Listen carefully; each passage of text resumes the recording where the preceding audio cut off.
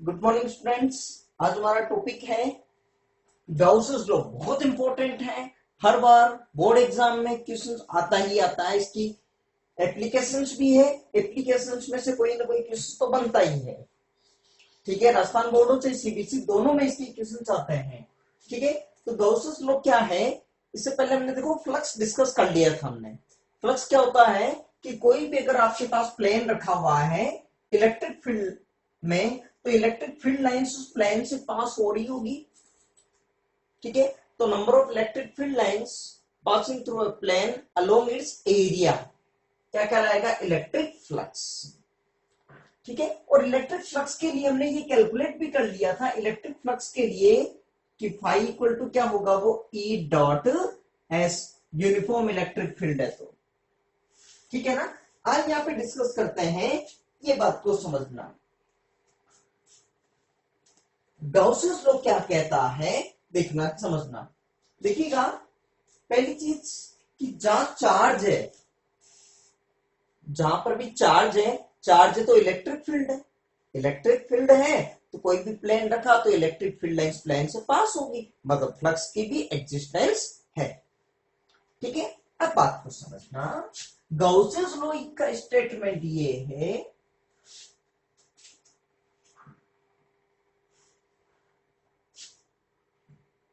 कि in a closed surface,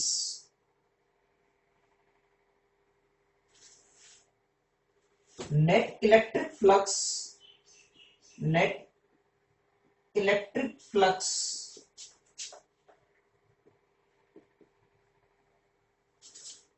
linked with surface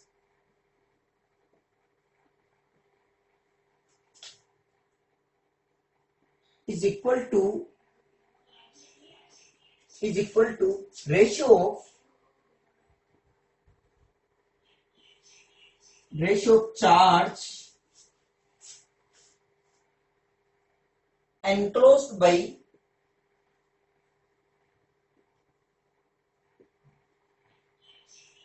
closed surface to electric permittivity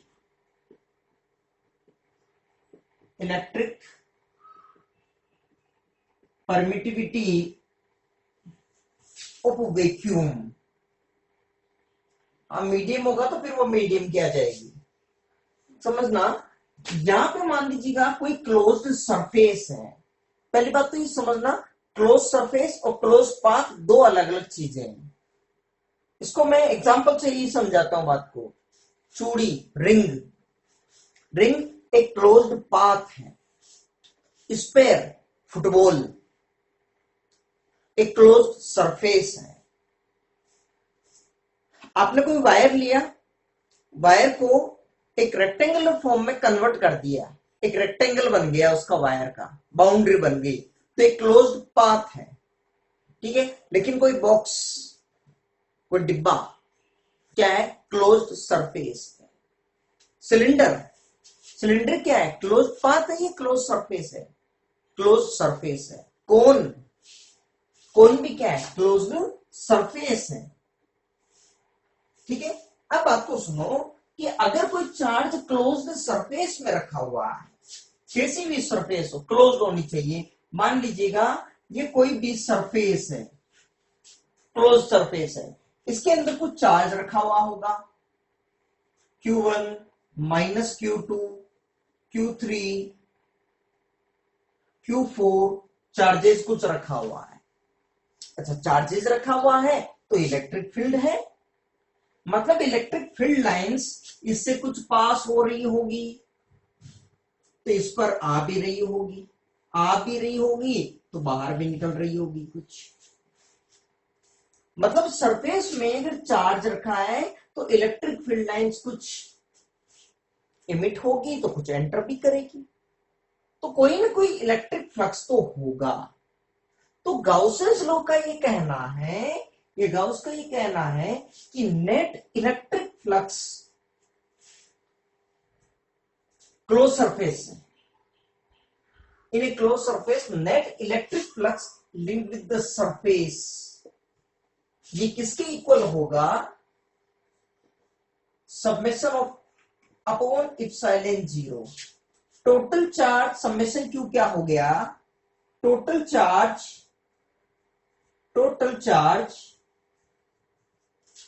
enclosed by closed surface, closed surface।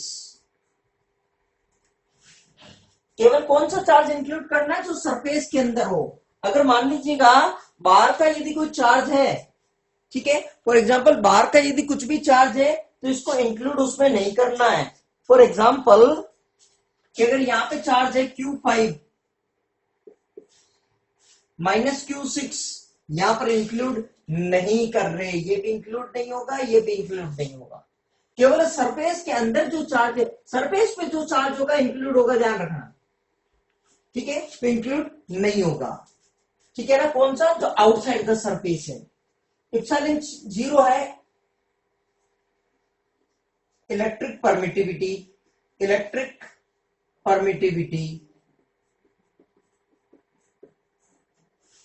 Of vacuum. Medium होगा तो फिर medium के हिसाब से submission के ऊपर इप्सिलॉन आ जाएगा, इप्सिलॉन फिर मीडियम की इलेक्ट्रिक परमिटिविटी हो जाएगी। क्लियर। यहां पे सबमिशन क्यू की वैल्यू क्या होगी, यहां पे देखिएगा सबमिशन क्यू की वैल्यू क्या होगी, देखेंगे टोटल चार्ज, तो Q1 minus Q2 minus Q3 plus Q4, ये हो जाएगा टोटल चार्ज, ठीक है। इसका मतलब गाउसेस लॉ सिंपली ये कह रहा है कि आपको जो नेट इलेक्ट्रिक फ्लक्स आपको निकालना है, तो इलेक्ट्रिक फ्लक्स निकालने के लिए आप E डॉट एस करते थे अगर यूनिफॉर्म इलेक्ट्रिक फील्ड है, और नॉन यूनिफॉर्म इलेक्ट्रिक फील्ड है, ठीक है, कि जैसे अगर मान लीजिएगा जैसे पॉइंट चार्ज के कारण एक तरह से इलेक्ट्रिक फील्ड इधर, ये इलेक्ट्रिक फील्ड लाइंस है,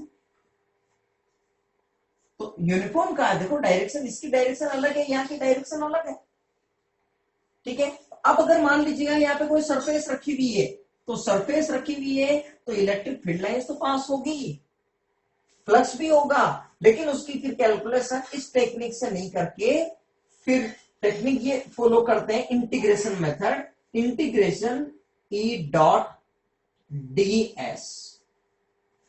क्या करते हैं कि सरफेस का कोई एक स्मॉल एलिमेंट ले लेते हैं, एरिया एलिमेंट ds, ठीक है। अगर यहां से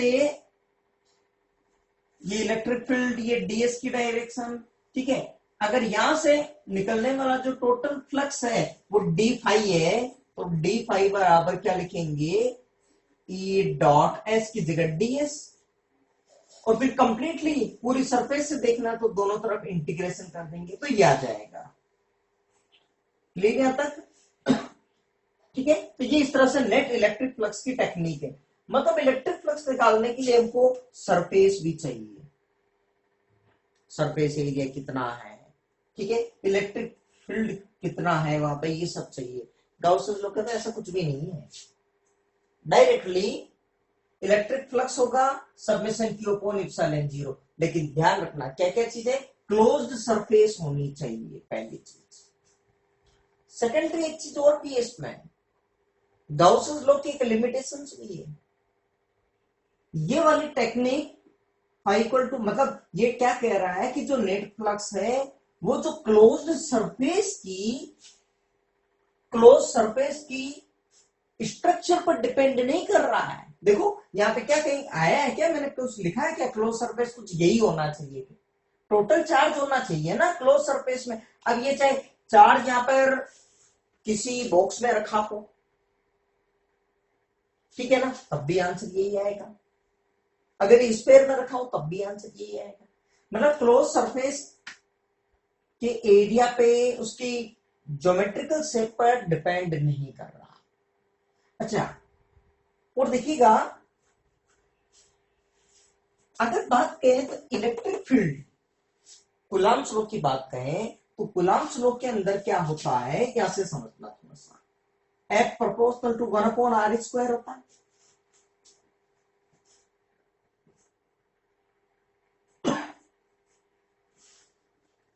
electric field F upon Q not, ठीक है, तो पॉइंट चार्ज के कारण के क्यू अपॉन आर स्क्वायर, तो ई भी proportional to 1 upon r square.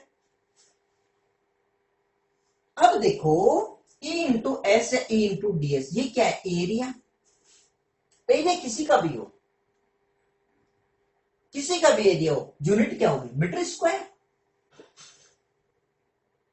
और यहां पर E proportional to 1 upon R, distance ही तो है, तो 1 अपॉन मीटर स्क्वायर। तो जब इन दोनों का मल्टीप्लीकेशन होगा तो ये तो प्रोपोर्शनल टू हो गया E proportional to 1 upon metre square, और डायमेंशन के बेसिस पर देखें तो ये मीटर स्क्वायर, तो ये पूरी की पूरी कैंसिल आउट हो रही है।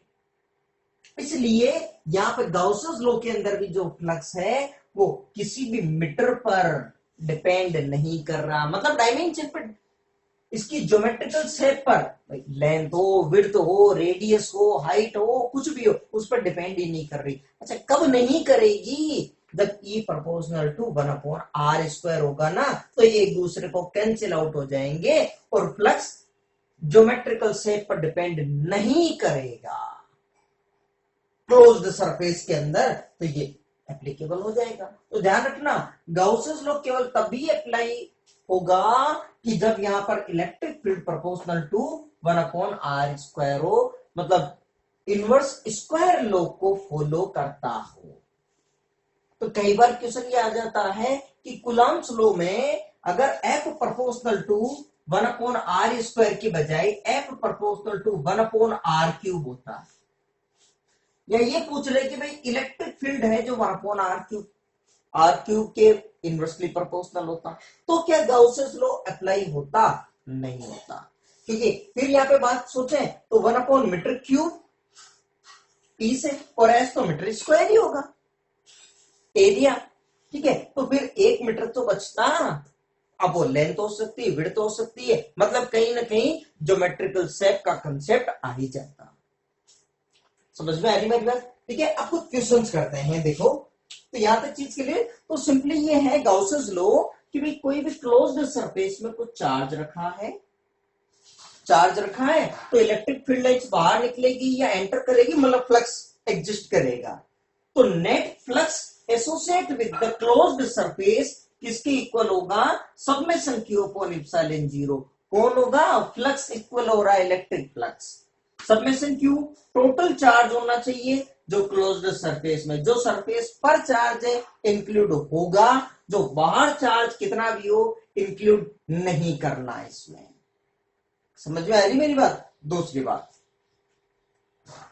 यहां पे जो गाउसेस लॉ है, ठीक है, क्लोज सरफेस कोई सी भी हो कोई फर्क नहीं पड़ेगा। दूसरा, यहाँ पे चार्ज होना चाहिए, अब चाहे चार्ज पॉइंट के फॉर्म में हो, चाहे चार्ज यहाँ पे लाइन के फॉर्म में हो, कोई फर्क नहीं पड़ेगा। चार्ज है तो सबमेशन क्यू टोटल चार्ज हो जाएगा। क्लियर? ठीक है, कुछ न्यूमेरिकल्स करते हैं और उससे चीजें क्लियर करेंगे। ठीक है, और ध्यान रखना electric field proportional to 1 upon r square है, गाउसेस लॉ भी अप्लाई होगा। ठीक है, अप्लाई होने का मतलब कि जो फ्लक्स है वो देखो ज्योमेट्रिकल शेप पर डिपेंड नहीं कर रहा है, केवल चार्ज पर ही डिपेंड कर रहा है और इलेक्ट्रिक परमिटिविटी पर। ठीक है, जबकि यहाँ पे फ्लक्स के लिए एरिया आ रहा है, एरिया आ रहा तो कहीं ना कहीं ऐसा लग रहा है कि यार ज्योमेट्रिक शेप तो है। ठीक है ना, समझ में आ रही मेरी बात? ठीक है, क्लियर? रब कर दो यहाँ पे। ठीक है, अब इतना कॉपी कीजिएगा, इसको पहले इतना कॉपी कर लीजिए आप, मैं इसको तो हटाइए ना। ठीक है, ये स्टेटमेंट लिख लीजिएगा और इतना सा कॉपी कीजिएगा। ठीक है, उसके बाद मैं रब कर रहा हूं, मैं कुछ क्वेश्चंस करते हैं। देखो, ठीक, क्वेश्चन देखो, एक क्या बोला है? Electric flux associate with the cube 2 microcoulomb charge inside the cube. कोई भी क्यूब हो सकता है ये। ठीक है, आपको बोलना है कि इसके अंदर कुछ चार्ज रखा हुआ है। कितना चार्ज रखा हुआ है? 2 माइक्रोकूलम चार्ज रखा है। तो इलेक्ट्रिक फील्ड लाइंस बाहर आएगी। ठीक है, तो फ्लक्स बताना है कि इससे कितना फ्लक्स बाहर निकल रहा होगा।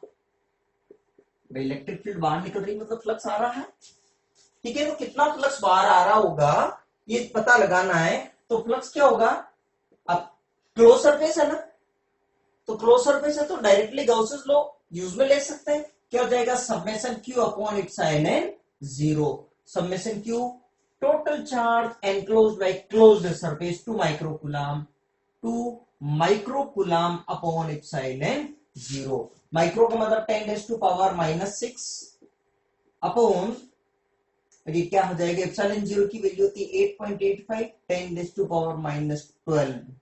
ठीक है, ये आंसर आ जाएगा, क्या होता है इसका, volt into metre, volt into metre, या फिर न्यूटन पर कूलम इंटू मीटर स्क्वायर।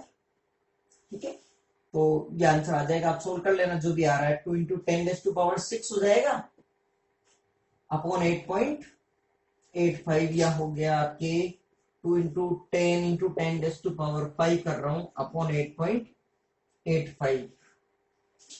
ठीक है, इतना वोल्ट इंटू मीटर, आप सोल्व कर लेना जो भी आंसर आ रहा है। ठीक है ना, एक क्वेश्चन एक और करते हैं, देखिएगा, अब कर दूंगा मैं इसको। ठीक है, अब एक क्वेश्चन और करते हैं, देखो आप। ठीक है, एक क्वेश्चन और देखते हैं। देखो, आपको बोला है 3 चार्जेज है Q -2Q 4Q are placed at point A पर 1 मीटर, या इनका मतलब मीटर है, 1 मीटर 0,0 पर ये कोऑर्डिनेट दे रखे हैं, बी और सी तीनों के कोऑर्डिनेट दे रखे हैं, यहाँ पे चार्जेस रखे हुए हैं। ठीक है, तो पहले तो ये देखो, ये 3 डायमेंशनल फिगर है। ठीक है ना, ये हो गया जैसे ओरिजिन, तो ये एक लाइन इधर की तरफ आ रही है, ये हो गया मान लीजिएगा एक्स एक्सिस। ठीक है, ये इस तरह से मान लीजिएगा, देखो मैं समझाने की कोशिश करता हूं, ये हो गया ओरिजिन, ये लाइन होगी एक्स एक्सिस, ये लाइन हो गई वाई एक्सिस, और जो लाइन आपकी तरफ आ रही है मतलब सामने, ठीक है, वो हो गई जेड एक्सिस। क्लियर, ये हो गया ओरिजिन। ठीक है, तो पहला कोऑर्डिनेट है ना, जैसे ए 1 मीटर 0,0, तो यहां से 1 मीटर, ये हो गया जैसे सपोज 1 मीटर, तो ये पॉइंट है ए, यहां पे चार्ज कितना रखा है, स्मॉल क्यू। दूसरा पॉइंट बी है, जिसके कोऑर्डिनेट कितने 0,2 मीटर 0, पहले एक्स फिर वाई फिर जेड, तो एक्स में 0 और 2 मीटर वाई में, ये हो गया होगा 2 मीटर। बी कोऑर्डिनेट, यहां पे चार्ज कितना रखा है, -2Q। क्लियर, तीसरा जो चार्ज है सी पर रखा है 003 मीटर, तो 0 x coordinate 0, y coordinate 0, z coordinate में 3 मीटर, तो 3 मीटर पे यहां पे कोई चार्ज रखा हुआ है सी पर, जो कितना है 4Q चार्ज। ठीक है ना, ये वाला 4Q। ठीक है, क्लियर, यहां तक इतना पहले डायग्राम बनाते हैं, उसके बाद आगे बात करता हूं। देखो सुनो बात को, अब यहाँ पे 3 डायमेंशनल फिगर में, देखिए 3 डायमेंशनल फिगर है, तो बोर्ड पे एक तरह से पूरा नहीं बन पाएगा, ऐसे ही समझना आप।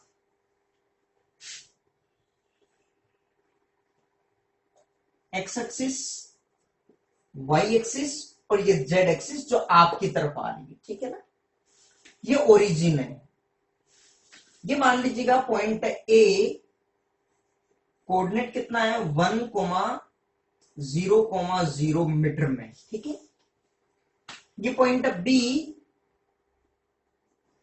कोऑर्डिनेट है 0,002 मीटर 0 मीटर में है सारा, और पॉइंट सी जो इधर की तरफ है, मतलब आपकी तरफ। ठीक है ना, ये इस तरह से बनाया हुआ है, ये 2 एक्सिस तो ये हो गई, और तीसरी जो है आपकी तरफ है।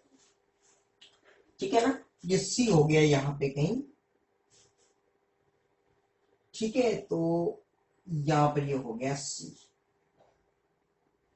जिसके कोऑर्डिनेट हो गए 003 मीटर। अब यहां पे चार्ज तो कितना रखा हुआ है, देखिएगा स्मॉल क्यू, यहां पे चार्ज कितना रखा है -2Q, और यहां पे चार्ज कितना है 4Q। यहां तक भी क्लियर बात। ठीक है, अब क्या बोला है कि find electric flux associate with the sphere of centre इतना। अब कोई स्पेयर है जिसका सेंटर कितना है, कहां पर है, ओरिजिन पे है, मतलब कोई एक तरह से बॉल है, उसका सेंटर कहां है, ओरिजिन पर है। ठीक है, अब सेंटर, अब उसकी रेडियस अगर मान लीजिए 0.5 मीटर रेडियस है, मतलब उसका सेंटर है, तो एक तरह से ये कुछ इस तरह का स्क्वायर बन गया ये, ठीक है।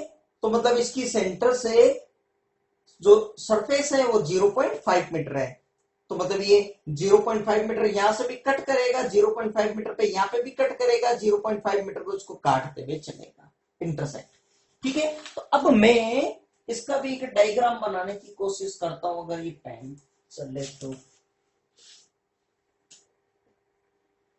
इसे बनाने की कोशिश करता हूं, देखना। तो 0.5 मीटर रेडियस वाला स्क्वायर बन जाएगा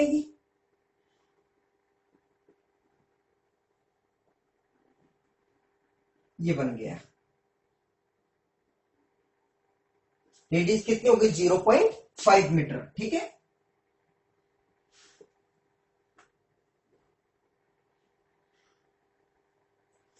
zero point five metre radius, क्योंकि 0.5 मीटर मतलब कोई भी नहीं आ पाएगा कवर, ठीक है। दूसरी रेडियस कितनी है देखो, मतलब बहुत सारे। तो अब बताओ, पहले तो इसकी बात कर लेते हैं, ठीक है। तो फ्लक्स एसोसिएट विथ, तो अपन बात कहें, देखिएगा सॉल्यूशन में, flux associate with square of radius 0.5 metre. अब बताओ 0.5 मीटर क्लोज सरफेस है ना, इससे भी बताइए क्या कोई सा भी ये चार्ज इसके अंदर एनक्लोज हुआ क्या, नहीं हुआ चार्ज।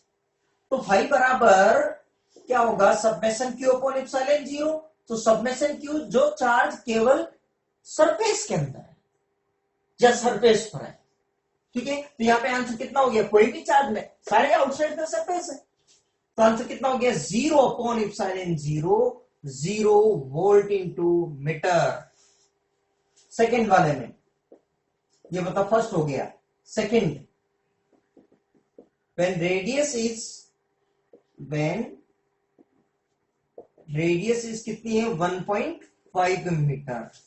जब रेडियस 1.5 मीटर है तो 1.5 मीटर की रेडियस, अच्छा सेंटर तो वही है 0,0 ही, ठीक है। तो 1.5 मीटर की जब रेडियस है तो फिर ये रेडियस 1.5 मीटर, तो ये आ जाएगा, कवर हो जाएगा।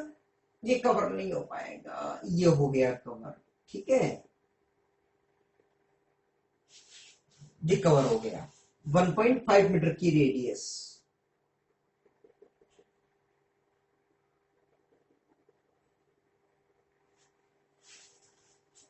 ठीक है ना, इसकी रेडियस कितनी है 0.5 मीटर, इसकी 1.5 मीटर रेडियस है इसकी।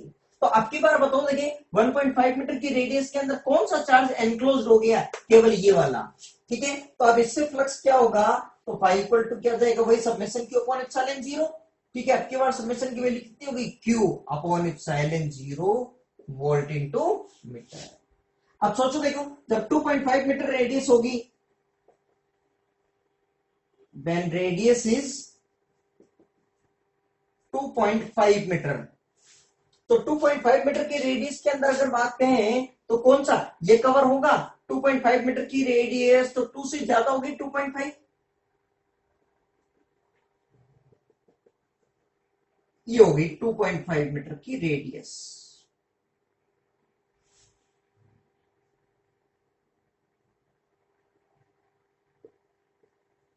2.5 मीटर की रेडियस, ठीक है। अब बताओ कौन सा चार्ज अभी भी आउटसाइड है, केवल ये वाला, क्योंकि ये 003 मीटर पे रखा हुआ है, 2.5 मीटर तो यहां तक ही हुई, ठीक है। अब की बार कौन से इस वाले स्पेयर में कौन कौन से एनक्लोज हो गए, -2 क्यू और क्यू। तो फाइव इक्वल टू अब की बार भी यही हो गया, summation Q upon epsilon zero, लेकिन सबमेशन क्यू की वैल्यू क्या हो गई, क्यू -2 क्यू, मतलब -q upon epsilon zero volt into metre, ठीक है। और फोर्थ में व्हेन रेडियस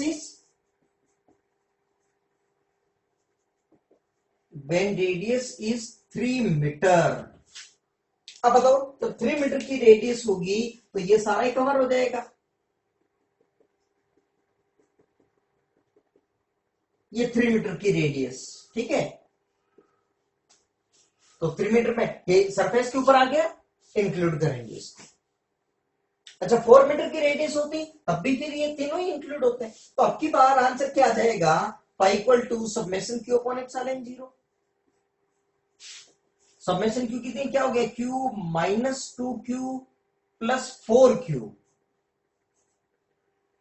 अपॉन एप्सिलॉन 0। तो आंसर कितना हो गया, q माइनस 2q मतलब minus q plus 3q upon epsilon 0 volt into metre. ये आंसर आ गया आपके पास। ठीक है, 4 मीटर होगी तब भी यही आंसर आएगा। ठीक है, तो कुछ क्लियर हो रहा है कंसेप्ट कि फ्लक्स क्या कह रहा है। और भी कुछ क्वेश्चंस करते हैं, देखिएगा, ताकि लॉजिक अच्छे से पहले क्लियर हो, उसके बाद इसकी एप्लीकेशन करेंगे, इसको भी प्रूव करेंगे गाउसेस लॉ को।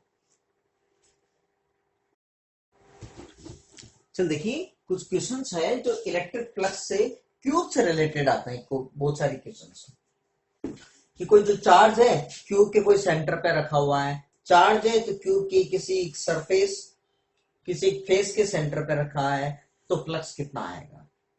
ठीक है, क्वेश्चन करने से पहले कुछ चीजें समझ लीजिएगा। ये एक मैंने बॉक्स लिया है, ठीक है, जो मेरे घर पर पड़ा था एक्सप्लेन करने के लिए, क्यूब। ठीक है, ये लगभग अप्रोक्सीमेटली क्यूब जैसा ही है। ठीक है, तो क्यूब के अंदर पहले तो बता दीजिएगा क्या क्लोज सरफेस है ना ये।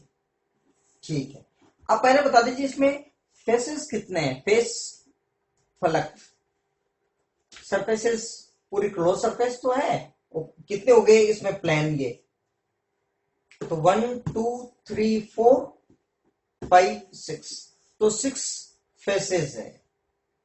ठीक है, अच्छा कॉर्नर्स कितने हैं, वर्टिसेस कितने हैं, तो 1 2 3 4 और 4 ही नीचे, 8 वर्टेक्स है।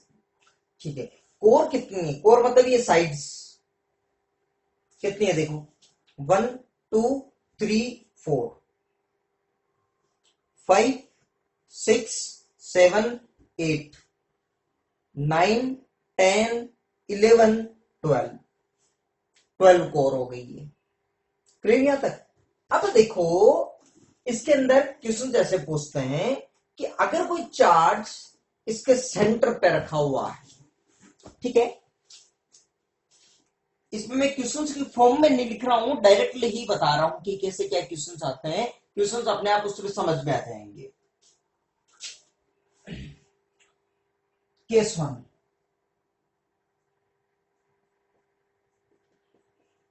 when charge is at center of cube, center of cube, कि एक तरह से जो क्यूब बना हुआ है,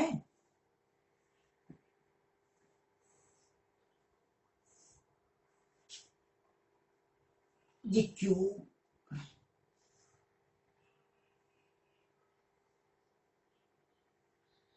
ठीक है, तो चार्ज है इस क्यूब के सेंटर पे, मतलब यहां पे रखा होगा, यहां पे चार्ज रखा हुआ है क्यूब। ठीक है, अब चार्ज रखा है तो इलेक्ट्रिक फील्ड लाइंस तो बाहर आएगी, सब सही आएगी, मतलब इधर की साइड से भी आएगी, इधर से साइड से भी आएगी।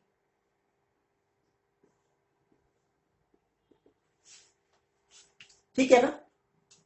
अब बताएंगे कि अगर मान लीजिएगा पूरी सिमेट्रिक फॉर्म में बना हुआ है, ठीक है, क्वेश्चन इसमें कई बार ये पूछते हैं कि केवल इस एक सरफेस से, एक फेस से कितना फ्लक्स बाहर आ रहा है, केवल एक फेस से, दो फेस से कितना आ रहा है, इस तरह से क्वेश्चंस बनते हैं। तो पहले बताएंगे कि जो चार्ज अगर सेंटर में रखा है तो इलेक्ट्रिक फील्ड लाइंस सबसे इक्वली डिस्ट्रीब्यूट हो रही होगी ना, ठीक है ना। तो कितनी अच्छा, क्या पूरी क्लोज्ड सरफेस है, अगर सेंटर पे रखा हुआ तो इक्वली डिस्ट्रीब्यूट हो गई होगी। ठीक है, चार्ज सेंटर पे रखा है, क्लोज्ड सरफेस है, तो टोटल फ्लक्स इस पूरे क्यूब से कितना निकलेगा, तो electric flux, electric flux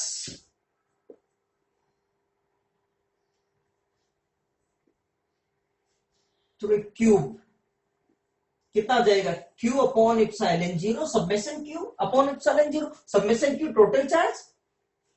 clear. अब यहां पे बताएंगे आप एक ही क्यूब मतलब कितने फेसेस हैं, तो ये एक कंप्लीट क्यूब बन रहा है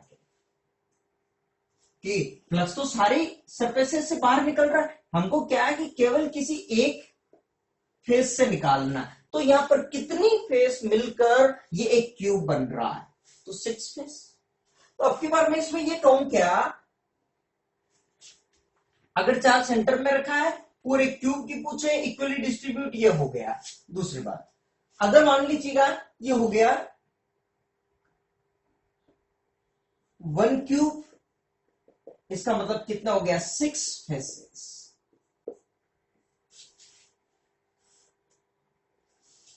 ठीक है, तो फ्लक्स जो होगा, तो फ्लक्स कितना हो रहा है Q अपॉन इप्सिलॉन जीरो, मतलब 6 फेसेस से कितना निकल रहा है Q upon epsilon zero. Then electric flux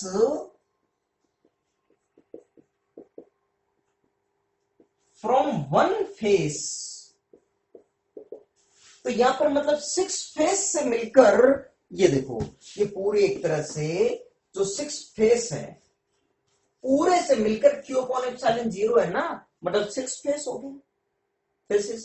तो एक फेस से कितना निकलेगा Q अपॉन 1/6 पार्ट हो जाएगा, तो कितना आ जाएगा answer Q upon 6 epsilon zero. Second case second समझना, when charge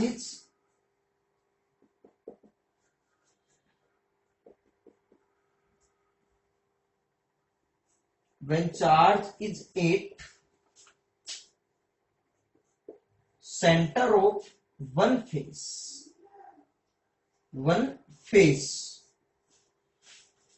center of one face। ठीक है, अब ये समझो बात को, देखो यहां पे इस तरह से समझना, बनाने की कोशिश करता हूं। देखो ये बनाया क्यूब, ये हो गया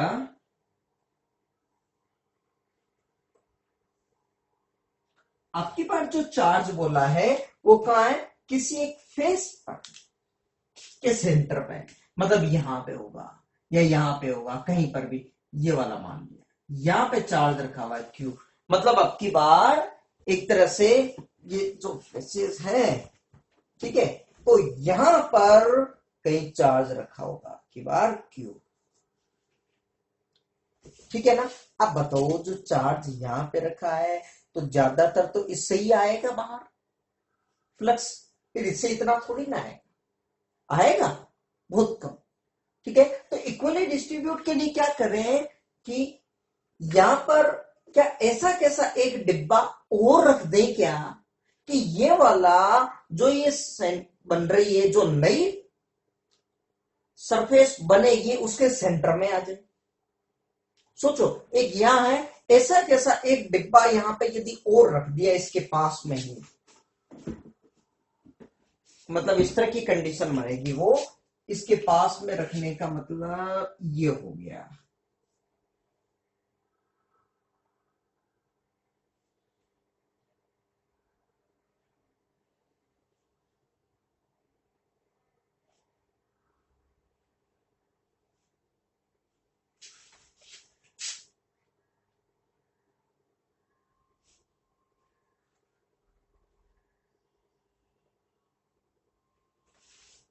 एक डिब्बा इसके पास में और रख दिया एज इट इज। ठीक है, अब मैं आपको समझाने की कोशिश करूं तो मेरे पास वो डिब्बा भी नहीं बन पाएगा। ठीक है ना, इसके पास में एक और रख दिया, तो अब बताओ कि अब बात तो सुनना, सरफेस तो एक ही होनी चाहिए ना। अब इसके पास में ऐसा कैसा एक डिब्बा और रखा, तो इस डिब्बे की इस सरफेस को हटाओ, और जो नया डिब्बा रख रहे हैं उसकी भी ये वाली सरफेस जो इसके पास में चिपकने वाली थी उसको भी हटाओ, ताकि अब ये दोनों सरफेस यदि हट गई तो फिर जो एक ही सरफेस बन गई किसी बॉक्स की जैसी। ठीक है, ताकि उसके सेंटर में आ गया ये, ताकि इक्वली डिस्ट्रीब्यूट हो सके उसमें, एक के लिए बात करेंगे। फिर अब ये बताओ आप कि अब की बार जो चार्ज यदि यहां रखा है तो कितने क्यूब मिलकर पूरी एक क्लोज्ड सरफेस बना रहे कि ये सेंटर में आ जाए? दो। दो आ गई ना, ठीक है। तो अब की बार मतलब ये हो गया इसमें फ्लक्स फ्रॉम टू क्यूब,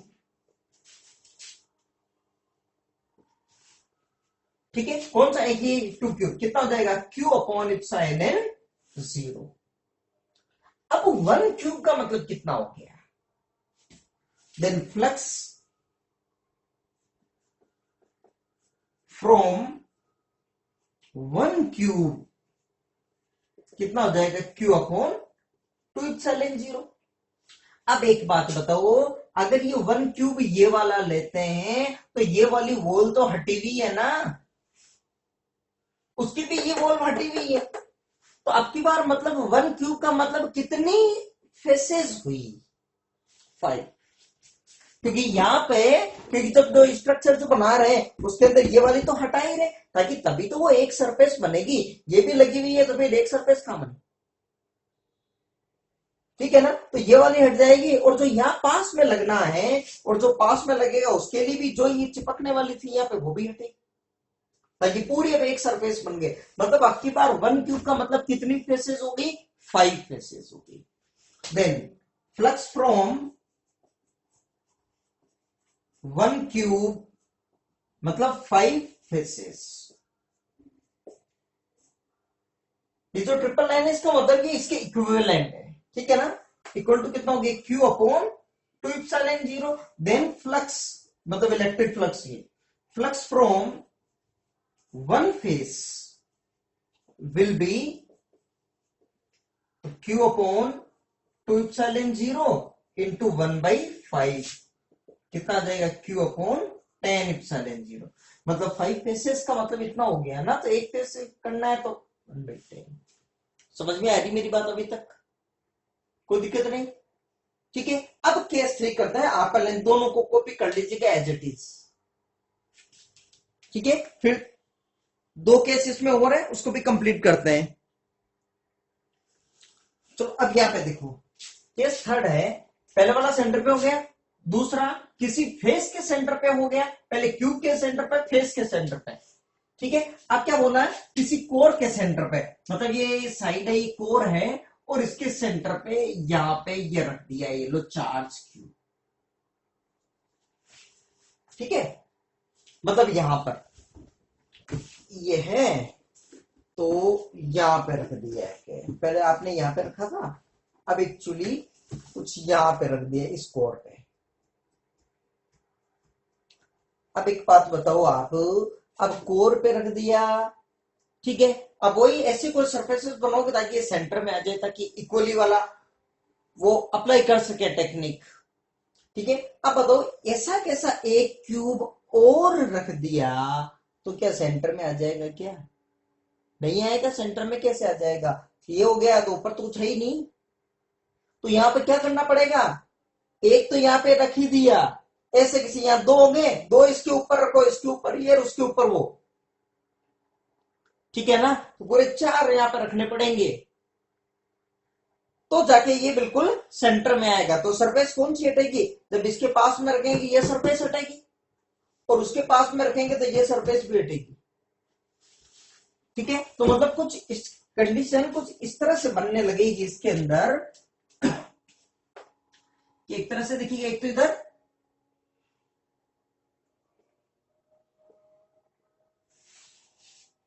ठीक है ना, और एक बनने लगेगी देखो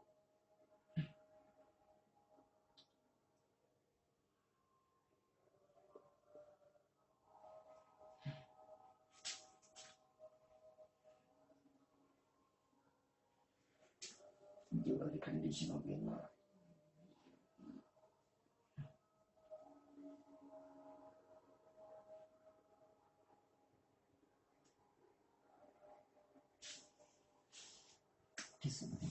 एक मिनट को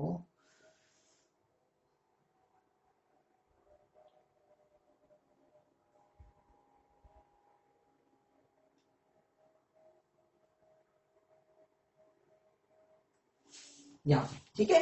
अब इसके ऊपर ये एक और,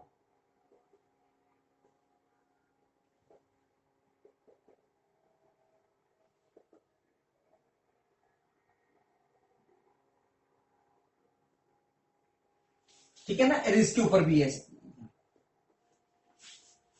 ठीक है। तो अब की बार कितने, 4 क्यूब मिलकर कोई क्लोज सरफेस। देन अब की बार इसके अंदर बात करें, then 4 cube flux from 4 cube कितना हो जाएगा, क्यू अपॉन एप्सिलॉन 0। तो 1 क्यूब से, then flux from 1 cube Q upon 4 epsilon 0। अब एक बात ये बताओ कि जब 4, अब की बार एक क्यूब मतलब कितनी फेसेस रही, देखो पास में लगाना था तो ये हटी, उसकी भी हटी। अच्छा, इन दोनों के ऊपर 2 और रखने थे, मतलब इसके ऊपर एक और डिब्बा रख रहे हैं ना, ऐसा कैसा, तो ये वाला भी तो हटा, ये हटी, ये हटी, ठीक है। और बेटर है इस तरह से ध्यान रखना है, जहां पे ये लगा वो सरफेस हट जाएगी। पहले वाले में ये यहां पे था एक सरफेस, अब ये किस किस को टच कर रही है, देखो इसको और इसको दोनों को ही टच कर रही है। यहाँ पे जो पॉइंट है ये दोनों ही हट रही है। तो अब की बार कितनी, एक क्यूब मतलब कितनी फेस बची, 4 faces. Then flux from 1 cube और 4 फेसेस, क्यू अपॉन 4 एप्सिलॉन 0 है ना। देन फ्लक्स फ्रॉम 1 फेस कितना हो जाएगा, और 4 से डिवाइड कर देंगे, क्या जाएगा, क्यू अपॉन 16 एप्सिलॉन 0, ठीक है। मतलब 4 एप्सिलॉन 0 है, 1/4 हो जाएगा इसका। क्लियर यहां तक। और last case 4,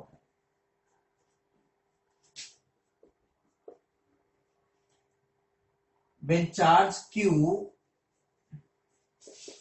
is at vertex of A cube, किसी वर्टेक्स के ऊपर रखा हुआ है,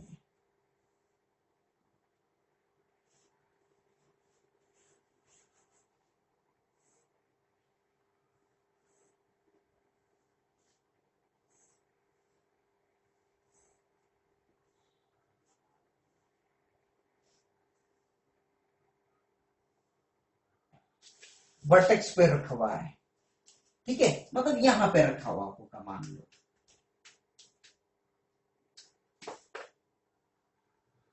यहां पे चार्ज क्यों रखा हुआ है। अब सपोज यहां पे चार्ज क्यों रखा हुआ है, आप सोचना क्या क्या होगा, समझो। ये चार्ज अब यहां पे रख दिया, ठीक है, ये वर्टेक्स पे है, ठीक है। तो बताओ यहां पर एक क्यूब रखा, ठीक है। अब यहां पे क्यूब रखा तो यहां तो पोर्शन हो गया पड़ के, तो ऐसे 2 क्यूब यहां पर भी रखने पड़ेंगे। तो कितना हो गया, 1 2, और 2 के पास में 2 4, ठीक है, लेकिन ऊपर तो खाली है भी। तो ऐसे कैसे 4 क्यूब इन 4 के ऊपर रखो उल्टे, ठीक है ना। तो अब की बार कितने हो जाएंगे, 8 क्यूब मिलकर कोई एक क्लोज्ड सरफेस बन जाएगी कि ये सेंटर में आ जाएगा। समझ में आ रही मेरी बात, ठीक है। तो यहां पर अब की बार ये हो गया, then flux from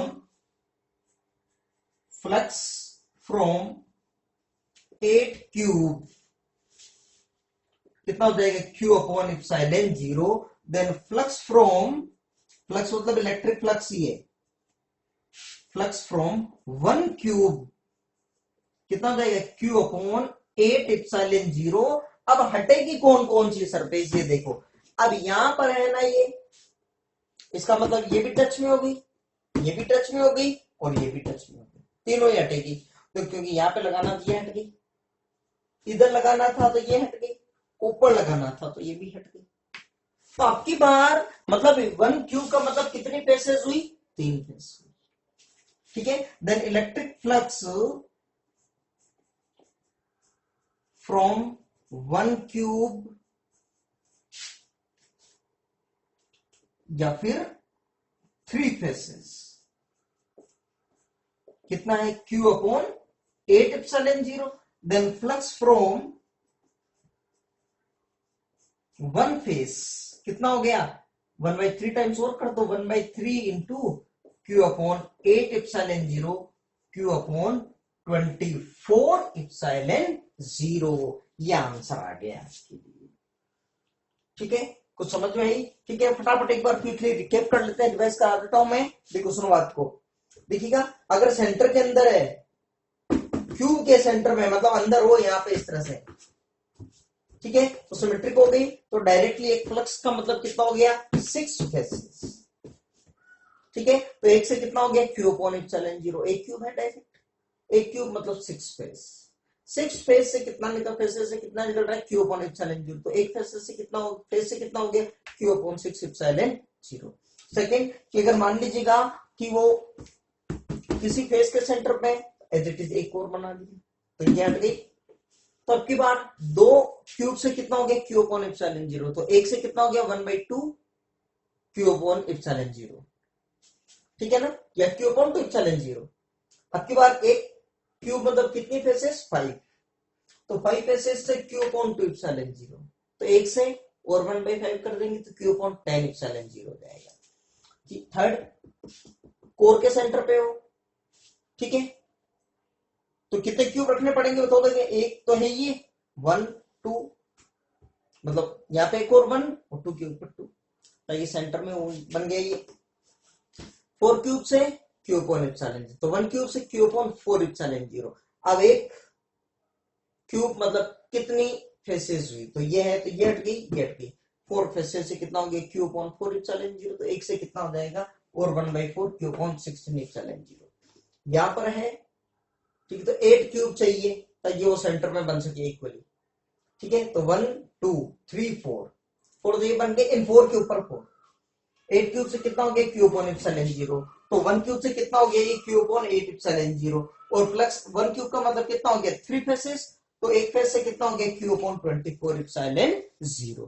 clear? I hope कि आपको फ्लक्स में से कुछ चीजें क्लियर हुई होगी, कुछ समझ में आया होगा।